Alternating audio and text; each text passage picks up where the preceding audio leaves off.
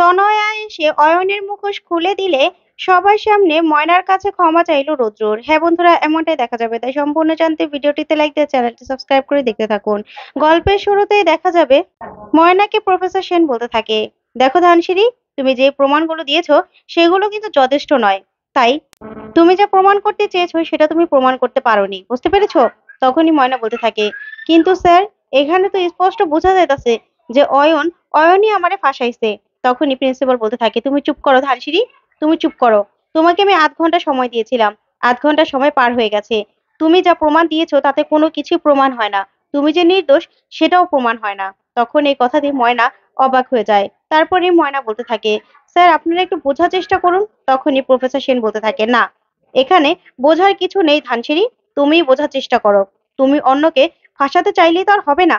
তখনই অয়ন বলতে থাকে, হ্যাঁ, তাই তো। ও হয়তোবা সেই ফার্মেসির লোকটাকে ভয় দেখিয়ে বা কোনো কিছু বুঝিয়ে আমার নামে মিথ্যে কথা বলতে বলেছিল। আর সেই সিসিটিভি ফুটেজটা ও নিয়ে এসেছে। আর হয়তোবা লোকটাকে টাকাও দিতে পারে। তখন প্রিন্সিপাল বলতে থাকে, অয়ন তুমি চুপ করো, আমি কথা বলছি তো। তখনই প্রিন্সিপাল ময়নাকে বলতে থাকে, দেখো ধানসিঁড়ি, তুমি যেটা প্রমাণ করতে চেয়েছিলে সেটা তুমি প্রমাণ করতে পারোনি। তাই তোমার ৮ ঘন্টা সময় শেষ। তাই প্লিজ তুমি এখান থেকে বেরিয়ে যাও। তখনই ময়না আর কিছুই বলতে পারে না। তারপরে বেরিয়ে যেতে চায়, ঠিক তখনই সেখানে তনয়া চলে আসে। এসে বলতে থাকে, এ কি ধানসিঁড়ি, এত তাড়া কিসের চলে যাওয়ার? তখনই ময়না অবাক হয়ে যায় তনয়াকে দেখে। তখন তনয়া ভিতরে আসে ময়নাকে নিয়ে আর বলতে থাকে, স্যার, ধানসিঁড়ি ধানসিঁড়ি সেদিন কি করে নেশা করলো সেটা আপনারা দেখবেন না? সেটা আমি দেখাচ্ছি। ধানসিঁড়ি তো অনেক বড় বড় কথা বলেছে। ও নাকি নেশা করেনি, ও নাকি কিছুই খায়নি। তো ও কি করে নেশাটা করলো সেটাই আজকে আমি আপনাদেরকে দেখাবো। স্যার, আমি ৩ মিনিট সময় চাইছি। তখনই প্রিন্সিপাল সহ সবাই অবাক হয়ে তাকিয়ে থাকে। তারপরে তনয়া বলতে থাকে, স্যার, আমি স্বীকার করছি, আগের দিন আগের ৩ দিন আগে যে কথাটা আমি বলেছিলাম যে আমি ওই লোকটাকে দেখেছিলাম ধানসিঁড়ির সঙ্গে কথা বলতে, কিন্তু না, আমি সেটা মিথ্যে কথা বলেছিলাম। সেটা আমি স্বীকার করছি যে আমি কারো সঙ্গে ধানসিঁড়িকে কথা বলতে দেখিনি, আর নেশাদ্রব্য কিনতেও দেখিনি। যা শুনে অয়নরা পুরো ভয় পেয়ে যায়। তারপরে প্রিন্সিপাল বলতে থাকে, ঠিক আছে, তুমি কি দেখাবে সেটা তুমি গিয়ে দেখাতে পারো। ওইদিকে বড় মা রৌদ্রকে বলতে থাকে, আচ্ছা রোদ, কি হচ্ছে বলতো? তখন রৌদ্র বলতে থাকে, কি জানি মা, মেয়েটা তো কনফিডেন্টলি বলছে যে ও নাকি ময়নাকে নেশার দ্রব্য মেশানো জিনিস খেতে দেখেছে। তাহলে দেখি কি প্রমাণ দেয়। তারপর দেখা যাবে তনয়া অজিতকে বলতে থাকে, আচ্ছা অজিত, এই প্যান ড্রাইভটা চালিয়ে দাও।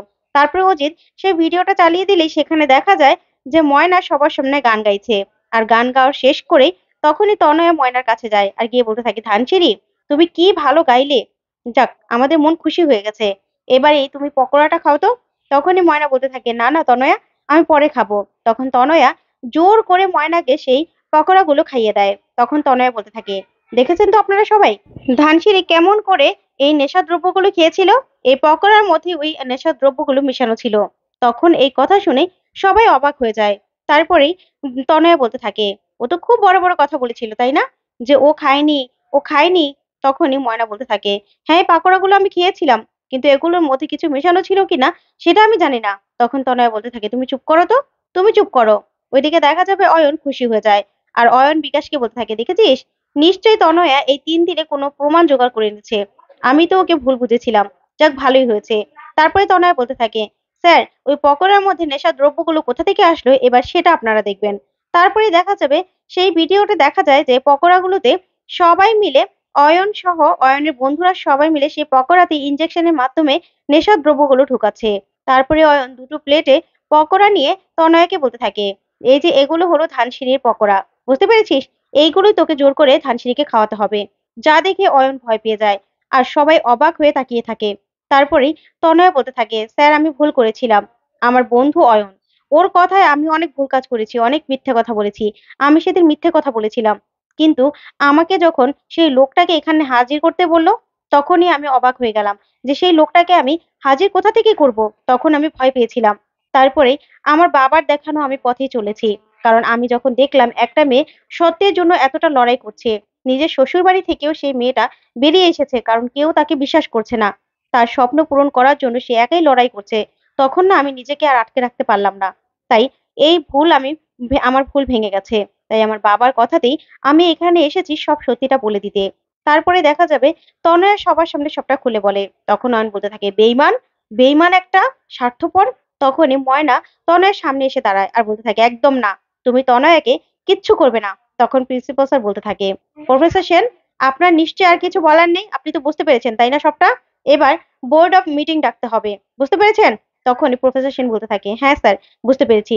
তখনই অয়ন এসে প্রিন্সিপালকে বলতে থাকে, স্যার প্লিজ, আপনি একটা সুযোগ দিন আমাকে, আমাকে কিছু প্রমাণ করার সুযোগ দিন। তখন প্রিন্সিপাল বলতে থাকে, না, তুমি ওই মুখে আমাকে স্যার বলবে না, আর তুমি এইখানে একদম আসবে না। বোর্ড অফ ডিরেক্টরে যতদিন পর্যন্ত মিটিং না ডাকা হচ্ছে ততদিন পর্যন্ত তোমাকে আমি কলেজে দেখতে চাই না। তুমি এই কলেজে আর আসবে না, বুঝতে পেরেছো? তোমার চেহারাও আমি এখানে দেখতে চাই না। তুমি আমাকে স্যার বলে ডাকবে না। তখন অয়ন অবাক হয়ে যায়। তারপর প্রিন্সিপাল বলতে থাকে, স্টুডেন্টরা সবাই সবার ক্লাসে যাও, অনেক হয়েছে, সবকিছু প্রমাণ হয়ে গেছে, এবার সবাই সবার ক্লাসে যাও। এই বলেই প্রিন্সিপাল স্যার প্রফেসর সেন চলে গেলে তারপরে ময়নার এই কাণ্ড দেখে সবাই খুব খুশি হয়ে যায় আর ময়নাকে নিয়ে সবাই স্লোগান করতে থাকে। ওইদিকে রৌদ্র বড় মা সহ সবাই খুব খুশি হয়। তারপরে রৌদ্র ময়নার কাছে আসে, এসে বলতে থাকে, ময়না এবার চলো। যা শুনি ময়না চমকে যায় আর বলতে থাকে, কোথায় যাব আমি? তখন রৌদ্র বলতে থাকে, কোথায় যাবে মানে, তোমার নিজের বাড়িতে যাবে। তখন ময়না ওর বাবার কাছে গিয়ে বলতে থাকে, বাবা চলো, আমাদের হোটেলে ফিরতে হবে। যা শুনে ময়নার বাবা বলতে থাকে, মারে এবার তো সব মিটে গেছে। তখন ময়না বলতে থাকে, না বাবা, চলো, তোমার সঙ্গে আবার কথা আছে। তখন রুদ্র বলতে থাকে, তুমি যাবে না ময়না? তখন ময়না বলতে থাকে, কোথায় যাবো ডাক্তার বাবু? তখন রুদ্র বলে, কেন, তোমার বাসায়। তখন ময়না বলতে থাকে, আর নিজের বাসা কোনটা হয় জানেন? যেখানে সব নিজের লোক থাকে। কই ওইখানে তো আমার আপন বলতে কেউ নাই, কেউ তো আমার বিশ্বাস করে না। তখন রুদ্রর এই কথা শুনে অবাক হয়ে যায়। তারপরে ময়না বলতে থাকে, হ, কেউ আমারে বিশ্বাস করেন নাই, সবার মতো আপনিও আমারে অবিশ্বাস করছিলেন। এই বলে ময়না কাঁদতে থাকে। তারপরে রৌদ্র বলতে থাকে, ময়না এই কথাটা বলতে পারলে? তখন ময়না বলতে থাকে, হ ডাক্তার বাবু, যেখানে সবাই আমারে অবিশ্বাস করছে সেখানে আপনিও আমারে অবিশ্বাস করছেন, আপনি তো আমার পাশে দাঁড়ান নাই। তখনই বড়মা বলতে থাকে, ময়না আমাদের ভুল হয়ে গেছে মা, আমিও তো তোকে ভুল বুঝেছিলাম। তখন ময়না বলতে থাকে, বড়মা, উনি আমার সঙ্গে একসাথে পথ চলার শপথ করছিল, আমার পাশে থাকা শপথ করছিল, আর কেউ তো করে নাই। তখন এই কথার রৌদ্র আর কোনো উত্তর দিতে পারে না। তারপরে ময়নার বাবাকে নিয়ে সেখান থেকে চলে যায়। আর তনয়ের কাছে ময়না হাত জোর করে ক্ষমা চায়। তখন তনয় বলতে থাকে, না ধানসিঁড়ি, একদম না, তুমি যে লড়াইটা লড়েছো সেটার সঙ্গে আমিও তোমার সঙ্গে সহমত হয়েছি, আর আমি ভুল করেছিলাম, আমি তোমার কাছে অন্যায় করেছিলাম, তুমি আমাকে ক্ষমা করে দেবে। তারপরে ময়না সেখান থেকে চলে যায়। চলে যাওয়ার পরে রৌদ্র আর বড়মা অবাক হয়ে তাকিয়ে থাকে। তারপর দেখা যাবে বড়মা বাড়িতে যায়। তখন মেজকাম্মা বলতে থাকে, কি গো দিদি, ময়না কি পারলো নিজেকে প্রমাণ করতে? কিছু কি প্রমাণ করতে পারলো? আমি জানি ও কিছু প্রমাণ করতে পারেনি।